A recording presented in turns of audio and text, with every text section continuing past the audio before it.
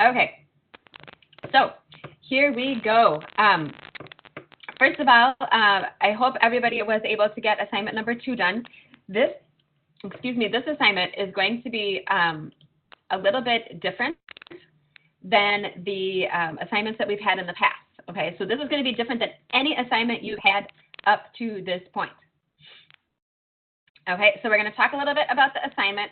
We're going to talk a little bit about the lecture, and then obviously answer any questions that you guys have. One thing I do want to make sure that you all know is that we will have, this assignment is due in 1 week. It should be pretty easy. Hopefully you guys will find it fun. I found it fun when I put it together. And I've gotten feedback that it seems to be one of most people's favorite assignments. So hopefully you guys agree with that. So first of all, what we're going to do is we are going to go out to the, I'm going to go out to the course website to make sure everybody can find the assignment because it is a little bit goofy, okay? Okay, so hang on, let me go off to the assignment. Where is my assignment? Okay, everybody should be able to see the course website. If you can't see the course website, somebody raise your hand, okay? So with the course website, this should look like everything you guys always see. So in this, when you're working on Module 4, this is week 4, so week 4, Module 4. Okay, so what it says in here, you've got your discussion. Everybody knows about that, right? Oh, we're also going to talk about discussion because there's some confusion that happens once in a while. So we're going to talk about this as well. But then when you go down here, homework 3 is an individual assignment. If you have not looked at it yet, once you look at it, you will see why it is an individual assignment. So what you're going to do is you're going to do 2 range tests and 2 true-false tests. And there's a couple of different places that you have to go in this assignment. And I could not figure out a better way to do it. Long ago, we used to have a different content provider, and I was able to actually just make it so you could just click through it right online and not have to open up various documents and upload them and all kinds of stuff. But the new provider doesn't let me do that. So that's kind of unfortunate. Anyway, so what you're going to do is you're going to do 2 tests. Now, first of all, don't panic when you read tests because these tests are self-tests, okay? So I am not looking to see if you did it correctly, if you get all the answers right. What you get this assignment is if you get all of the things correct, completed as intended, as it says in the directions, then you get the points. So these are all or nothing points. You either get the points or you don't get any points. So it is in your best interest to get them done by next Tuesday. So where do you go to find the things? Usually our assignments are here in the handout section, but in this one, you actually have to go over here to homework 3 calibration activities. So make sure you look at this right here. Okay, when you click on this, it will open up the activities. There's 4 documents. Okay, so 4 documents, and you so 4 documents, and you're gonna use each of them. So can anybody else not hear?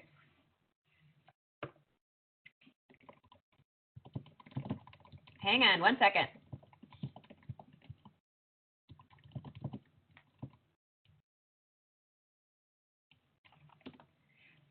Okay, so if you can't hear, I just sent a note. If anybody else is having trouble with that, sometimes if you log back in, log out and back in, that fixes it. I don't know why. I don't know what the deal is with that. It's just one of those goofy things. Anyways, okay, so hopefully that we'll get that fixed for Patty. But what in the meantime, what we're looking at here are the directions for activity 1. So read the directions first, then do the activity. Then once you've completed your activity, go over here to your coursework assignments page. So activity 1, you finished it. Go down, upload into activity 1. Okay, once you've completed that, go back here. I know it's a lot of clicking. I wish we could have kept it the way it was. It was so much faster for you guys that way, but that is what happens when they change providers. Okay, so then you go back to homework 3, read the directions for activity 2, do activity 2, upload it 3, 4, okay, et cetera, et cetera. I will also say that it is in your best interest to do all of the readings first. If you do the readings first, these activities will make so much more sense to you, and you'll kind of see where you're going with it, okay? As an activity, these 4 activities are based on the, on the readings, and I think they're very, very, very helpful. So what you're basically doing with this is you're learning how you estimate something. Okay, so there's 2 parts to every question. There's 2 types of estimation that we're going to do. There is this range estimation. Okay, so for an example, our example question is, what is the average temperature in Lincoln, Nebraska during the month of August? Okay, now unless you live in Lincoln or Omaha and you have a pretty good sense of it, this is going to be probably a pretty good guess. And even if you live there, it's probably going to be a pretty good guess, right? So, because if I asked any of you in your current locale, what is the average temperature in the month of August? Go. Can anybody pinpoint it? Is anybody going to know off the top of their head without Googling? Okay, so this whole set of activities, please do not Google it. The goal is to figure out how you personally estimate things. And it's going to be different for everybody. That's why there is no right or wrong answer. You cannot get this activity wrong and this assignment wrong unless you just don't turn something in. Okay? And there is a spot for each activity to be uploaded. So make sure you upload one activity in each space. Okay? Like I said, I wish I could have made this a little better, but this was the best way we could do it with this provider. So what you're going to do with this is, as an example, what's the average temperature in Lincoln during the month of August? So I'm going to guess, and these are, I guess, estimation is guessing, okay? So the goal here is to figure out, how do you guess about things? How do you tend to estimate things? Okay, and you can use this all over the place in your life, all over the place. Once you get done with this activity, I've had all kinds of student feedback telling me crazy places that they've used this. So what's the average temperature in Lincoln in the month of August? So I'm going to guess it's the middle of, I'm going to guess 90 to 105. So that's a range because it's not just a single number. Okay, so I'm going to guess a range. And then in part B of this question, you need to give an explanation as to why did you choose this range. So in my explanation, I chose this range because August can be one of the hottest months of the summer in Lincoln, and this range signifies hot to me. I might say also that, I know that they're in pretty much the middle of the United States, right? They're Midwest, but they're kind of, if you look at a map, if I think about the map of the United States, Nebraska is pretty much in the, right in the middle. So it's probably not going to be as hot as like Arizona, because there it's, 100 plus all the time. And it's probably not going to be as mild as, say, like upper North Dakota or upper Minnesota, because those I think probably I would guess their average is probably closer to like 70 or 80, maybe. Maybe anybody live there? You make a guess. So I'm going to give an answer, my range, and then I'm going to give an explanation. Okay, so this is a range estimation one. Okay, we'll go over this again in a little bit, in just another minute. Then once you get all the questions in activity 1 done, and the point of these are, you might know some of them, you might not know most of them. I am not looking to see I'm not testing your memory of random facts. This is not, you might, if you're good at Trivial Pursuit, maybe you'll get a lot of these, but my expectation is that you will not be able to answer all of these, okay? And please don't Google it, because it is just kind of testing your guess, okay? Once you're done with the whole assignment, if you want to go back and Google the answers, feel free to do that, but you're only going to get the benefit if you don't Google it right away. Okay, because I will definitely admit the reason I know the answers to these questions is because I put the questions together. Otherwise, I tried to pick stuff that I didn't know either, and I asked all kinds of people for questions for this activity. So it is not expected that you are going to know all the answers to all of these questions. Hopefully, you'll know some of them, because I tried to kind of tailor it to a broad range of interest. But at the same time, you're not expected to know all of them. So again, just to reiterate, these people ask me every single year, every single time I offer this class, you do not have to get the answers right. Okay, I want you to, this is an activity, a self-test, set of self-tests for you to learn how you calibrate. Okay, so then the second type is questions with true or false. Okay, so you've got, our same question is, what is the average temperature in Lincoln, Nebraska? In this instance, right, we're going to say it's going to be a statement. You're going to get a statement. So instead of a question, you get a statement. Okay, so the statement is the average temperature in Lincoln, Nebraska during the month of August is 95 degrees Fahrenheit. So do I think that's true or false? I'm going to guess, so I put out my answer. I'm going to guess true. Okay. And I know some of you are going to have flashbacks to like college and tests where you have all the true and false questions, right? You don't know what's going on. So I've had those tests. So again, I'm not grading you on it if you get it right. Okay. So just do the best you can. So the average temperature, I'm going to answer true. And the reason, so now I've got to give an explanation. So there's two parts to this one as well. So you give an answer, true or false, choose. And then I'm going to say, you got to pick one of these numbers. How confident are you? Or are you less than 50%? Maybe you could be 20% confident, but pick a percentage. So you need to pick a percentage. So your answer, your explanation, I'm going to say I'm 70% confident because I have relatives that live in Lincoln, Nebraska, and they often complain about the high temperature in August. Okay, do you guys see how this works? So you're gonna give an answer, and then you explain why did you answer that? Why did you give that answer? Okay, so you're gonna have, and you're gonna do them in order. There's a reason I want you to do them in order, because as you do them in order, more than likely you will find yourself getting a little bit better as you go through the activities. So they're in order for a reason. So do activity 1, upload it in your coursework, come back, do activity 2, upload it in the coursework, do activity 3, upload it in the coursework, and then do activity 4 and upload it. And again, just to reiterate, when you're in your coursework over here, my example student is doing very badly, as you can see, because they've not had turned anything in. But what you're going to do is there's one space here for each of the activities, okay? So make sure that you get something put in for each of the activities. Okay? So now some of you might be wondering, why are we doing this assignment? Like what does it get for us, right? Okay. Depending, and in terms of how long it'll take to complete, it sort of depends on the person, truthfully. It should not take nearly as long as writing one of your papers. Okay. And it is kind of designed to be a quick one. So when you're going through these, here, we'll go back over here. When you're going through these questions, do a quick guess. So do the quick guess. And sometimes what I've said is, one way to do it is to go through, answer all the questions, like just do this part, the answer part, and then go back and figure out the explanations. But do a guess. Like, this is not meant to be you thinking and thinking and thinking for half an hour about each question. And I'm also not looking for you to have an entire paragraph. Put in just a sentence. Okay, so I would say if I remember, there should be 20 questions for each of the activities. Okay, so you've got 80 questions total, which sounds like a lot. But again, what you're doing is you want to do kind of that quick snap judgment. Okay, so your quick snap judgment is going to be, what is the average temperature in Lincoln, Nebraska during the month of August? Okay, I'm going to guess 90 to 105.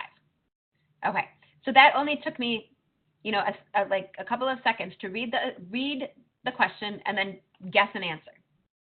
Okay, so think of this, for example, think of this as if you're standing in a meeting and somebody says to you, what do you think the average temperature is in Nebraska during the month of August, in Lincoln, Nebraska during the month of August? When you're standing in a meeting or you're in a team, you're in a presentation, you don't have time to say, well, I'm not really sure. I think it's probably pretty hot there. So you got to kind of just go with your gut. So I would say, it'll probably take you, maybe I would guess probably like a half an hour per activity. I mean, it can definitely take you more or less depending on how fast you read and how fast you type and how fast you guess. But what I would say is purposely don't spend a ton of time on your guesses. So what is your gut guess? What do you guess? Like, just what does your gut say? So that's kind of like this one down here with activity 2 with the true false ones, right? The average temperature in Lincoln, Nebraska during the month of August is 95 degrees Fahrenheit. Guess, what do you think that's going to be? True, false?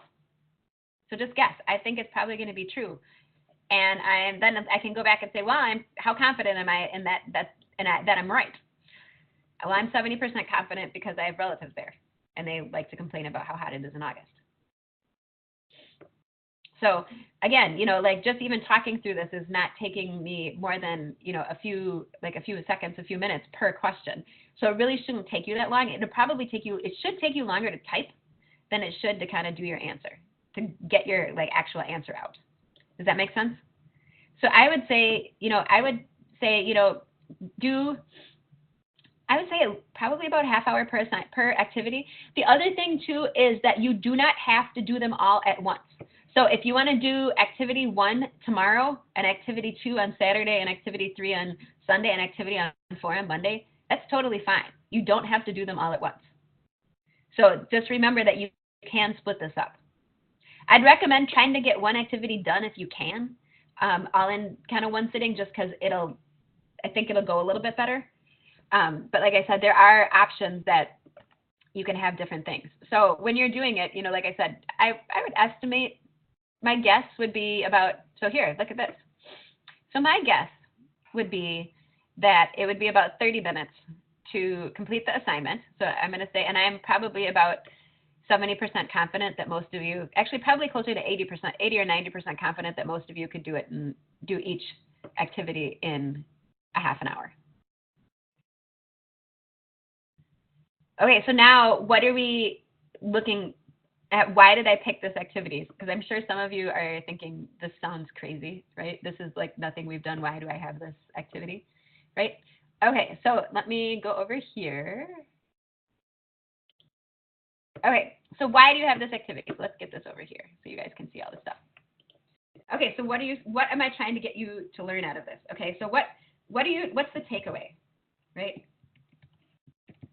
So the takeaway here, and we'll talk about this more after the break as well. So the main takeaway is how do you estimate different types of things? Okay, so what do I mean by how do you estimate different types of things? So certain things, like you might find out as a result of this that you estimate, underestimate time. Yeah. So you might underestimate time. You might overestimate space. So like sizes, does that make sense? You might also overestimate like dollars, money, things having to do with money. So you might have different types of things that are going on here where you might have different types of estimates. So what does that mean? So if you underestimate, right? So let's talk about time. Okay, if you are an underestimator, if you underestimate time, what does that mean, right? So if you're underestimating, so you might underestimate the time it takes.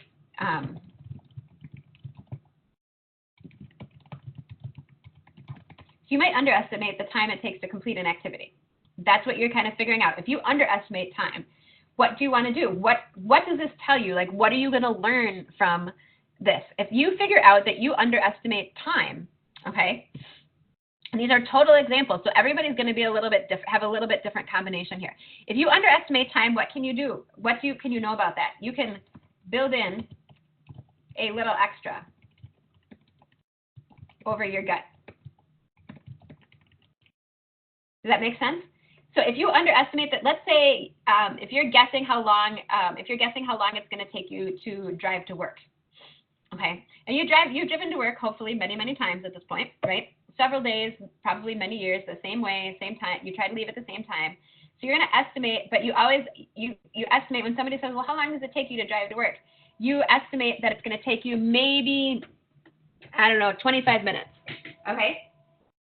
So if you have to be at work at 8:30,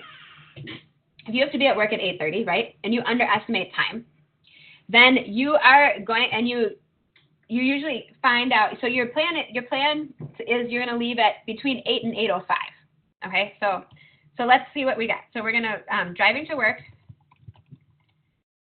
we guess that it takes me 25 minutes to get there. Okay, so I need to leave, and I need to be there So I need to be there at 8:30. So I'm going to leave between 8 and 8:05. That's my goal. Okay. But routinely, I get there at 8:45.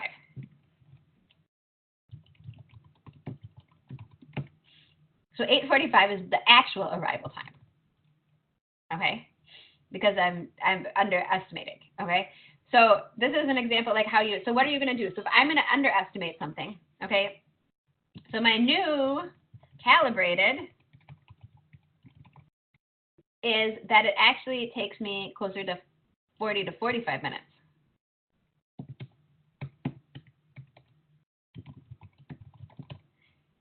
So it's going to take me 40 to 45 minutes drive time. So if I need to be there at 8:30, then now my new leave time is going to be between about 7:45. Does that make sense how that works? Okay. And you can do the same thing with overestimation. So let's say if you overestimate the space that something needs, right? Think about, okay, what's your gut feeling? And that's why I want you guys, when you're doing these questions, just answer quick. Okay, what's your gut say? You know, what does your, let's see how many. So another question would be, what's the average number of ice cream flavors in a like let's see. I'm trying to think of a chain. Oh, okay. What's the average types of pizza that are different types of pizza that are available in a Pizza Hut? Kind of as standard numbers, as standard pizza pies. Not ones that, because we can always make a custom at a pizza parlor, right? So what's the average number of pizzas? Different kinds of pizzas you have. Okay, yeah, Baskin Robbins. I couldn't think of one that's everywhere. Because we used to have one here, but I don't know where any are by me anymore.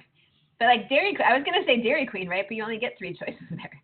You can make all kinds of sundaes, but you only get chocolate, vanilla, or combo with added stuff. So now I kind of want ice cream, even though it's not even 10 o'clock in the morning. So if you want, like, or like I said, if we had pizza, how many pizzas, how many pizzas do we have? How many different kinds of pizzas do we have at a Pizza Hut? What's the average number of pizzas that we have at any Pizza Hut? Okay, so you can answer as a range. I'm going to guess there's probably between, my guess is going to be 10 and 15 pizzas. Okay, so I know, but I also know, for example, that I tend to overestimate like numbers of things when I guess. So my guess is going to be, so as an overestimation, we'll do that one. We'll do pizza here. You guys might have another idea on this too. Whoops. Okay, so pizza. How many pizza types are at a Pizza Hut? Okay, so my guess is going to be, my guess is going to be, let's see. My guess is going to be 10 to 15. Okay, is my guess. So that's my gut guess. Okay, but I know I tend to overestimate amounts. So I tend to overestimate amounts. Okay, so to kind of do that, my gut is 10 to 15. I know what I tend to overestimate, so I'm actually going to say there's probably 8 to 10 types. Is my calibrated or adjusted guess. Do you guys see how that works? And the more you do these types of estimations, the better off you get. And granted, there are certain things, it's always better to overestimate a little bit in terms of cost, because if you come in under budget, everybody's excited. But at the same time, you don't want to just like say, well, we need, $30 million to build this 4-room clinic, when in actuality, you know that it's probably not going to be over, like $5 million.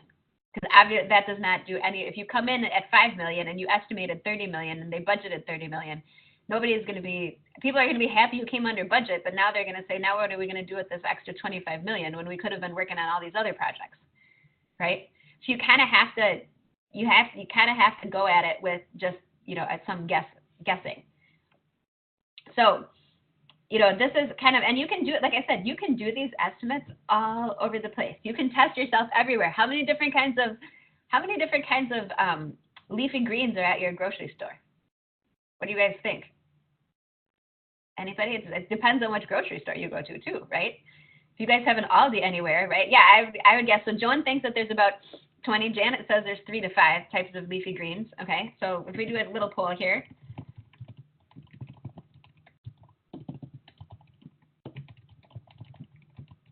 Oops, I'll make it so I can see it. Okay, so we've got, so Joan says about 20. We've got a 3 to 5.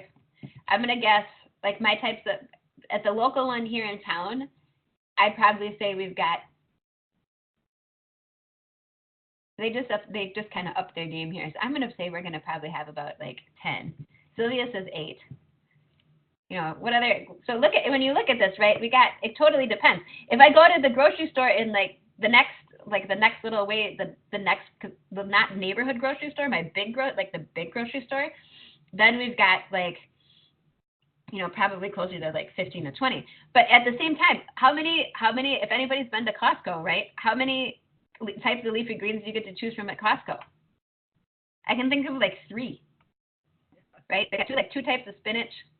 Yeah, so like Wegmans, right? They've got all different kinds of different amounts. If you go to Costco, right, you get like baby spinach.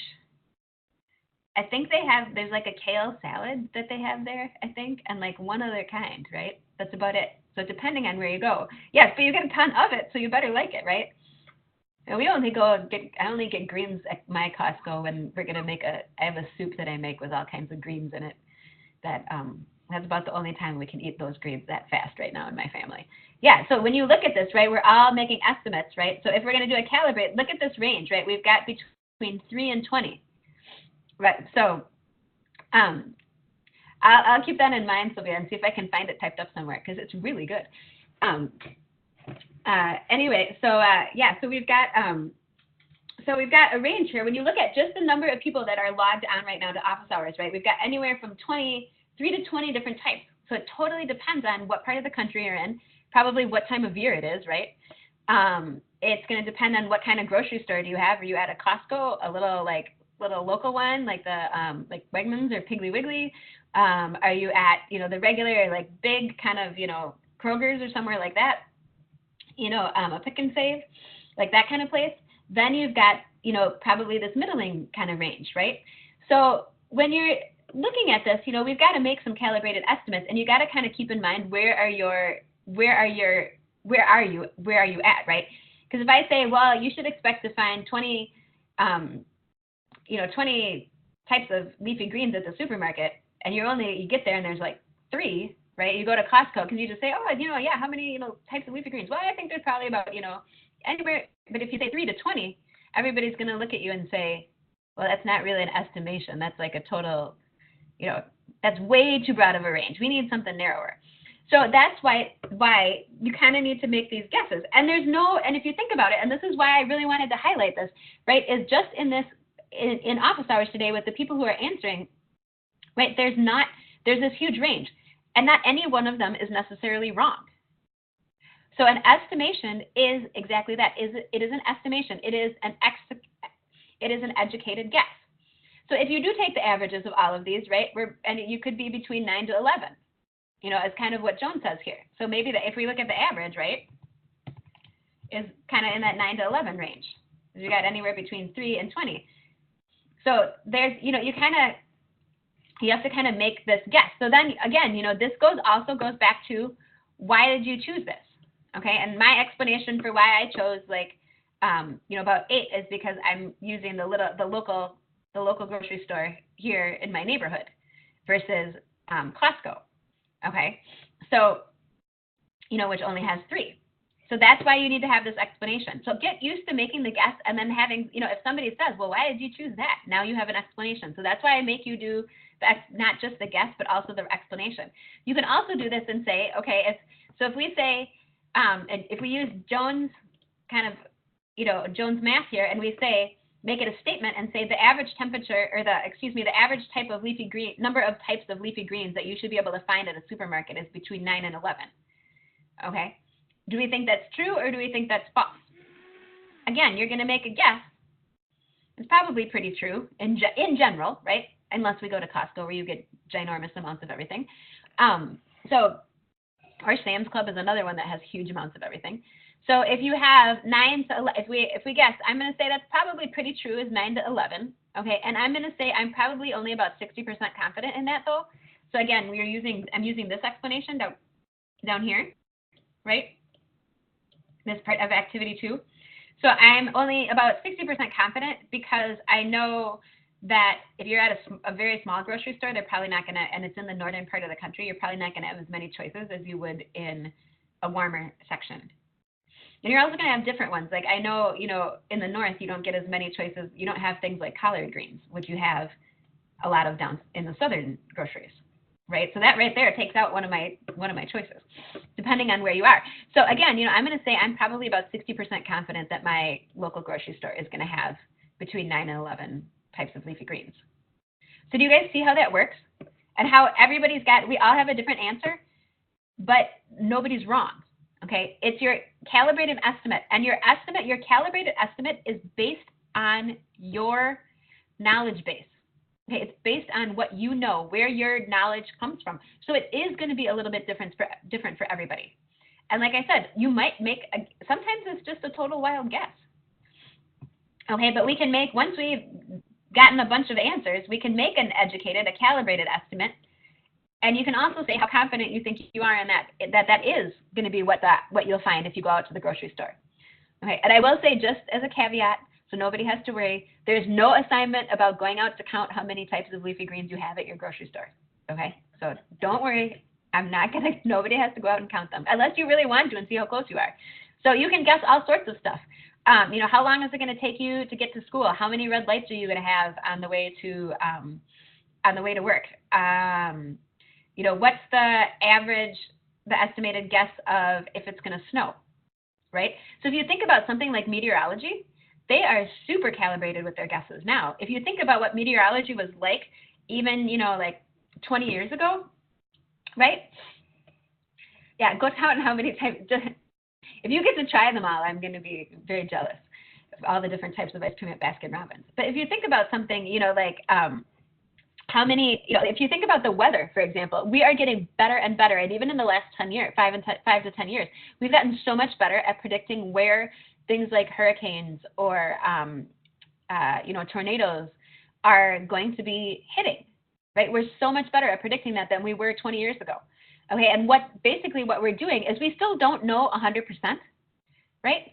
We still don't know 100%. That's why they say, what's the likelihood that you're going to have rain today? Is probably, there's a 95% chance of rain. Okay, that is kind of this right here, looking at your true false. Is it going to rain today? Yes, I am 95% confident it's going to rain today in my yard. Okay, or in my city. So, meteorology is something where we're getting more and more calibrated as we go. So they're not ever going to be 100% accurate, but they are getting very, very, very close. Okay, because there are certain things that affect the weather that just are not predictable. So they're making these calibrated guesses. That's where you come up. What's the average temperature?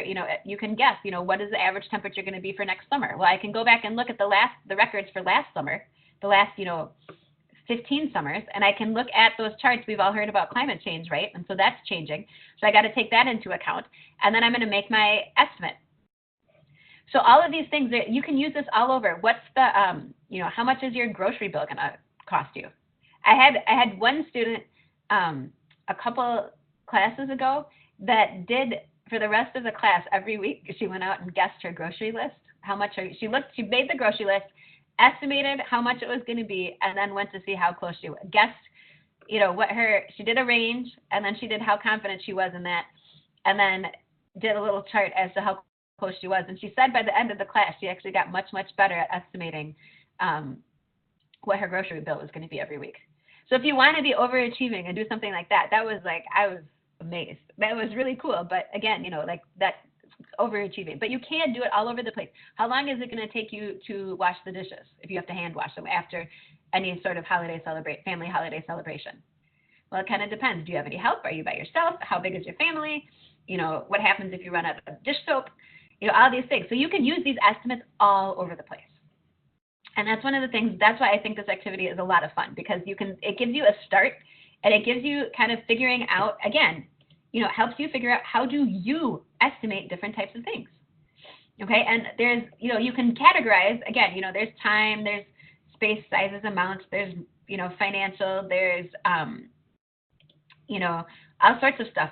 But you can, you know, kind of chunk them into different things. And as you go through these 4 activities here, so as you go through your 4 activities, you can go back and compare them to the, because there's 2 of each type. There's 2 of range and there's 2 of the true false kind, okay?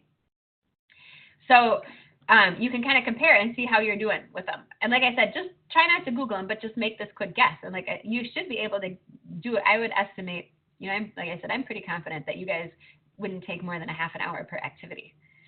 You know, if you really think about it, maybe. It also is interesting, you know, I've also had students have other members of their household go through these activities to see how they do, compare. So, you know, they're a little, yeah. So, you know, that's one thing to kind of think about. So in terms of like lower bounds and upper bounds.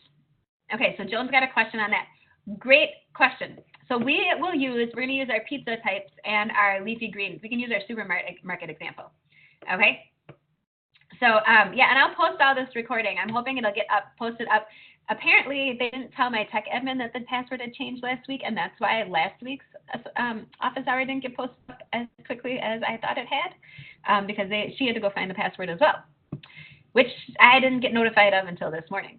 So with that being said, if we're talking about leafy greens, right, at the supermarket, okay, or we're talking about pizza types at a Pizza Hut, okay, what you want to do if you're estimating, okay, how many pizza types are at a Pizza Hut, right, there are some things you can just kind of toss out altogether, right? I know there's more than 3 types of pizza at a Pizza Hut, right?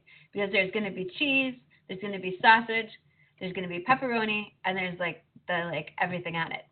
Well, there's usually a veggie one now, and there's everything on it. So the lower bound of my estimate of how many pizza types isn't going to be 1, because that's kind of a way to kind of, you know, like, that's kind of a wimpy way to do it. I don't know how else to explain it. But basically, when you have a lower bound, right, your lower bound, you can make a pretty educated guess, right? There's going to be more than 1 type of pizza at a Pizza Hut, because otherwise, you know, why would you go to it? How many pizza restaurants do you know that only serve 1 kind of pizza? If a pizza restaurant only served cheese pizza, how long will they last? Probably not very long, right? It'll be cheap for them to make, because there's only 1 type.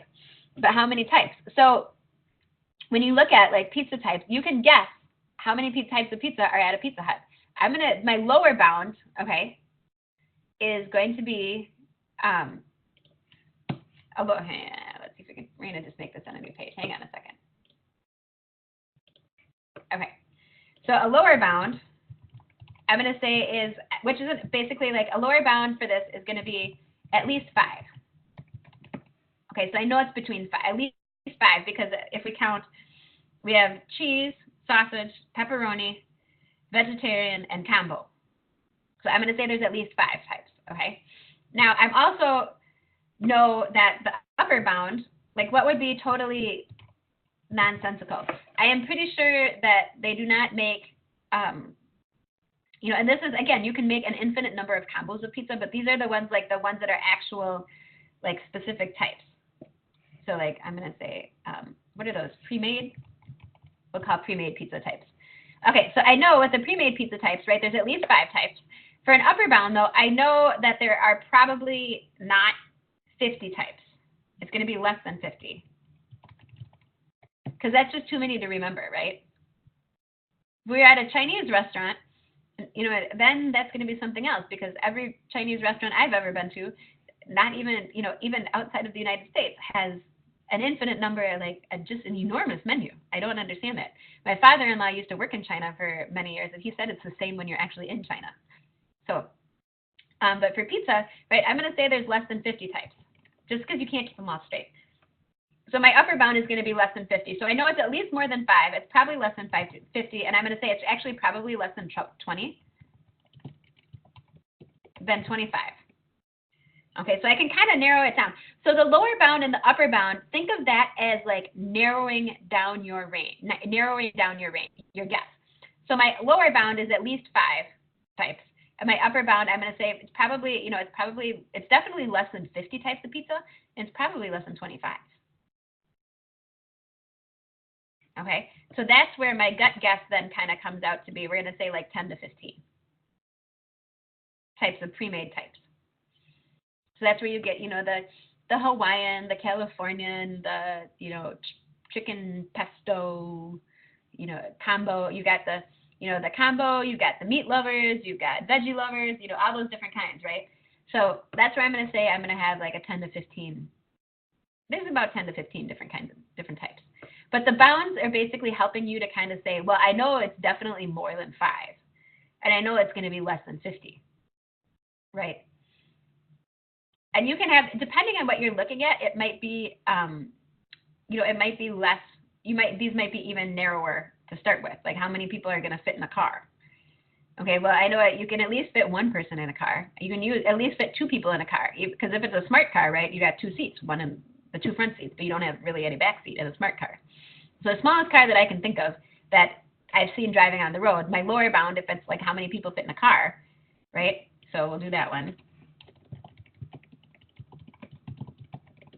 Right, my lower bound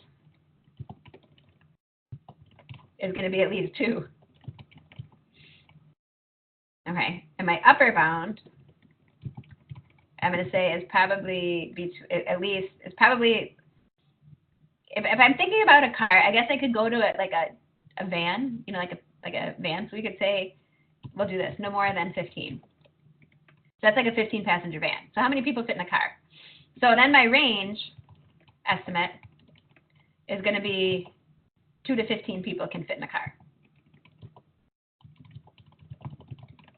Now that's kind of broad, right? If you think about it, how many, like, if all of you think about the car that you have at home, or at, that you regularly drive, how many people can fit in the car? And it might depend. We have to have 2 vehicles. Because my husband needs one for work, and I need one to like haul all the kids around. So depending on which car we have, right, there's going to be different. So that's going to be different. But my range estimate, even for my own house, is going to be fit into that 2 to 15, right? Because I think my husband can probably fit 5 if we all if everybody sits and sits nicely next to each other, and mine can probably fit 8 small people. So like 6 kids and 2 grown-ups maybe, if I actually tried to squish them all in. So I might have, my range might be between 5. My range estimate might be smaller because I know it's at least 2, but no more than 8. So for my own house, it might be 2 to 8. So do you see how that kind of I can kind of calibrate that down? So the lower bound is, what do you think the minimum is? And again, it's generally it's not 0. So that. So where is that? And that's like if we go to the average temperature in Lincoln over here, right, in the month of August, I can take the easy way out and say, well, I know for sure it's going to be between 50 degrees or 32 degrees and 200, right? But is that helpful? So we look at that average temperature in Lincoln. If I say my range, my lower bound is 32 degrees because that's freezing. My upper bound is 220 because that's boiling. Well, for temperatures for water, right? I know I'm 100% confident it's going to be between those 2 things in the month of August, because I know that it doesn't snow in Nebraska in August unless something's really going wrong, right? So it shouldn't snow in the month of August, which means that it's got to be above freezing. But that isn't really helpful. So the bound, what you want to do with the upper and lower bounds is kind of helps you come into that helps you narrow down your range. That helps you get that range calibrated. Does that help, Joan, on kind of explaining how that works? So in our supermarket example here with the leafy greens, right? Our lower bound is, we're going to say there's probably at least 3. We're going to have these days we probably have iceberg lettuce. We probably have some sort of spinach, and we have, I don't know, kale, because it's something that everybody, that's one of the leafy greens of the moment. So we're going to have 3 types. But we could have as many as 20, depending on where you're at. And depending on the type of, where you're at in the world, it could be more than that. So you got to, so the lower bound kind of, think of when you're doing the bounds and you're making that range estimate, right? What's the minimum you think it's going to be within reason? Make it within reason. And then what do you think the upper bound is? Okay. So obviously the upper bound, I would not consider a school bus or a city bus, or even a coach buses?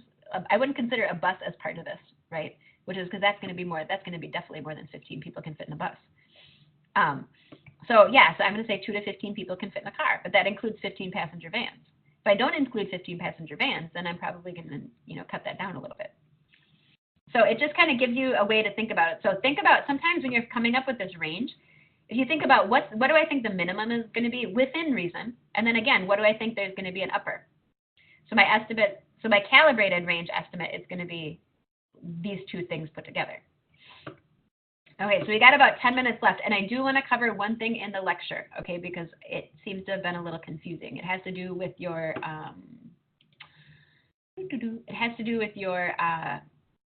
discussion board, and I've had a couple questions on it, so I want to cover that. So just a second. So we are going to go away from the website, and we are going to go over here to PowerPoint. Where did it go? Okay, so we'll put this away. Okay, so what I want to talk about is, this is week 4, lecture 4, module 4 lecture, and this is page 5.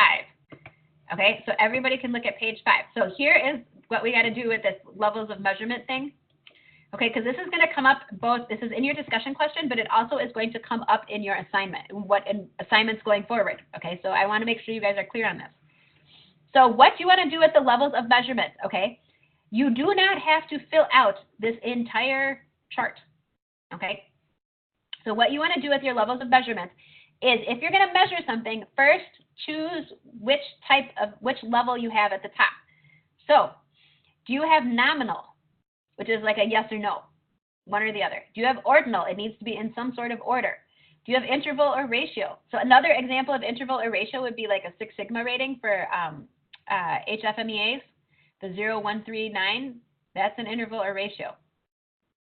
Okay, so if you're going to measure something, first pick which type, pick which level. Okay, actually, excuse me, I misspoke. First, choose which level. Do you have nominal? Do you have ordinal? Do you have interval or ratio? Which column heading are you looking at here? Once you choose, then fill in your definitions. Okay, so not every measurement you take is going to be all 3 of them. Sometimes it can be. Okay, so nominal. So let's do nominal, and we'll talk about these definitions. So we're going to say whatever I'm choosing is going to be a nominal. It's going to be yes or no. Okay, so what am I going to, maybe we'll choose, do people like lettuce? Or actually, let's do people like spinach? Because that's something that, to go back to our example back here, right? To our spinach, leafy greens example. So when we're going back to our leafy greens example, right? We've got nominal. So our conceptual definition means, what am I trying to do? Tell me what is it I'm trying to do? Well, I'm trying to figure out how many people, like, in the general population, what's the percentage of people that like spinach? So what am I trying to do? I'm trying to classify people by whether or not they like spinach. Spinach, yes or no? Okay. So my operational definition. So conceptual is, what are you trying to measure? Okay. The operational definition is, how am I going to measure it? So in this instance, I'm going to have, so my first thing about this, do people like spinach? So I'm going to classify people by their spinach preference for spinach. My operational definition is, my operational definition is, I'm going to give them a 1-question survey, a yes or no survey. So that's how it's operationally defined, is I'm going to give them a survey. They're going to answer yes or no. Okay. Then in the variable definition, how am I going to quantify this? So either you answer yes, I like spinach, and that gives you a 1, or I answer no, and I don't like spinach, and that gives me a 0. So then I can see, by looking at numbers of 1s and 0s, what the distribution is of people who like spinach, yes or no, right? Do people in my town, in my neighborhood, tend to like spinach, or do they not tend to? Do they tend to dislike spinach and like something else, some other kind of leafy green? So first, what you're going to do is, again, pick what type, pick which level. Do you have nominal, ordinal, or interval or ratio? And you can kind of see nominal is super basic, ordinal is a little more complicated, and interval or ratio is going to be the most complicated. So choose your level of measurement first. Then once you've chosen it, then fill in your column. Okay, so you do not have to try to make fill in all 9 boxes for every measurement you have. Okay, and that's going to be more important as we go in the next activities after the first of the year. But just remember, first choose the level, okay, and then go down. Once you've chosen the level, oops, I can't unchoose the level. It's going to think for a while. So once you've chosen your level of complexity, then you're going to go down and fill it out. So if you're doing something that has an HFMEA in it, for example, then your variable definition is going to be that 0, 1, 3, 9, right? And it's going to tell you, you have definitions for 0, 1, 3, 9 when you're doing an HFMEA, if you're doing Six Sigma stuff. Okay? So, and then this is where your definition is going to be. Okay, so conceptual is what are you doing? What are you trying to measure? Operational is how do I think I'm going to measure it? And variable is how am I going to quantify that measurement? Does everybody see how that works? Sometimes you will have a measurement that you are actually going to look at in multiple ways. And once in a while, you'll have one that's going to have all of these, all 9 boxes fill out. But don't feel like you have to fill out all 9 of the boxes. Okay? So, does this make sense what I'm trying to say here? So this is page 5 in Module 4 lecture notes. Okay? So again, choose your level of measurement. Is your measurement nominal, ordinal, or interval, or ratio? And then go into defining it. So what are you trying to say? What are you trying to measure? Your conceptual is what are you trying to measure? Operational is here's how I'm going to measure it. And variable is here's how we're going to track it, or how we're going to count it. All right. So does this, and this should sound pretty familiar, right? We've talked about in presentations and in reports and all sorts of stuff, right? You say something 3 times. So I'm going to tell you what I'm going to do, or what I want to do. I'm going to tell you how I'm going to do it. And then I'm going to tell you how we're going to measure it, how we're going to define it, or how we're going to determine whether or not it worked. So I've got we're telling you 3 times, just like in 3 different ways, just like we do in a report, in a presentation. I'm going to tell you what I'm going to tell you. I'm going to tell you the stuff, and then I'm going to tell you what I told you. Okay? Same deal, same idea here. So first, again, pick one of these. I know I've gone over this, but so many people I get so many questions on this, and I don't know any better way to explain it. So choose this level first, and then go down. You do not have to have all 9 boxes filled out. So you do not have to have all 9 boxes filled out for this week's discussion question, and you also do not have to have all 9 boxes filled out when you're going to use this after the first of the year. Do you guys have any questions on this? Okay. So with this, I'm going to actually say here, we're going to do this for the estimation. So for your levels of measurement, oops, we're going to get this done here before I run out of time. So step 1, choose your level. So is it nominal, ordinal, or interval ratio? Okay, then fill in definitions down the column. So 3 is you do not, so choose your level. Actually, we'll do this. So we'll do column. So we'll do this. So then this means, right, we're going to do first is what are you doing? What are you trying to measure?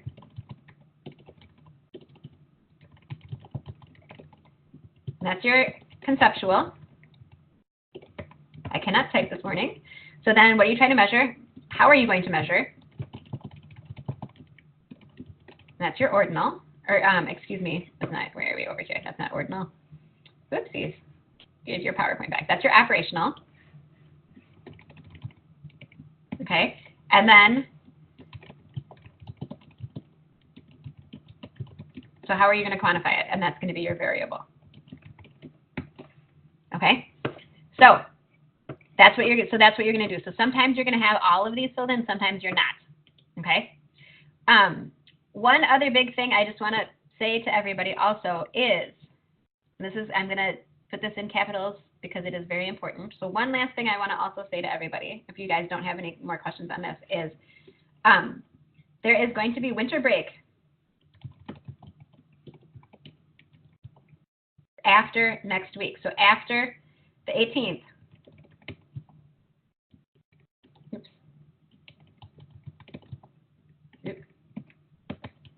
winter break starts December 19th. This means there will be no activities. I know I'm yelling this at you guys, but so there's no activities during break. So I wanted to give you guys a kind of fun assignment to end on. And there's not going to be any activities over the break, so you do not have to do discussion. You do not have to look at the website if you don't want to. And there's no activities over the break, so you do not need to worry about doing anything. Once this assignment is done and turned in, I will get your stuff graded over the break, but there is no expectation that you do a discussion. There's no expectation that you work on an assignment. So after the new year, when we come back, then that is the next assignment will be 2 weeks from the start of the next after the new year. Once we come after break, then the next assignment will start. Okay, so there's no activities expected during break. Does that make sense to everybody? Yeah. Okay. I've got 10:30 right now, so I want to make sure everybody's got everything. Do you guys have any other questions at all on this, or not? Are you still anybody got questions? Everybody's excited now to go and count how many types of leafy greens you have at your local supermarket now, right? I bet. So I bet I'm gonna be interested. It will be interesting how many to see. Just just kind of wondering how many of you, now that you've thought about this, how many will be compelled to go see how many types of leafy greens you will have the next time you go grocery shopping, huh? And Joan's gonna report back on how many flavors at Baskin Robbins there are, right? Anyway, so with that, I will try to get this posted now that we know what the new password is. Hopefully that will go a little more quickly. Once we get it posted, again, if you guys have questions on anything, let me know. I hope everybody has a great holiday season. We will chat after the first of the year. Again, if you have any questions, definitely send an email over. But with this assignment, it really truly is either you have them all submitted and you get the points, or you don't submit them and you don't get the points. So I am not going to correct you on whether or not you got the answers to the questions right. Okay, it is really truly a self-test for you guys. So with that, thanks everybody for logging on today. I will get this posted if you need to review it again, or if you have a colleague who wasn't able to be here, I'll get this posted up later today, hopefully. And with that, everybody have a great weekend, and I hope everyone has a great holiday season, and we will see you all in 2019. So with that, thanks everyone, and have a great day.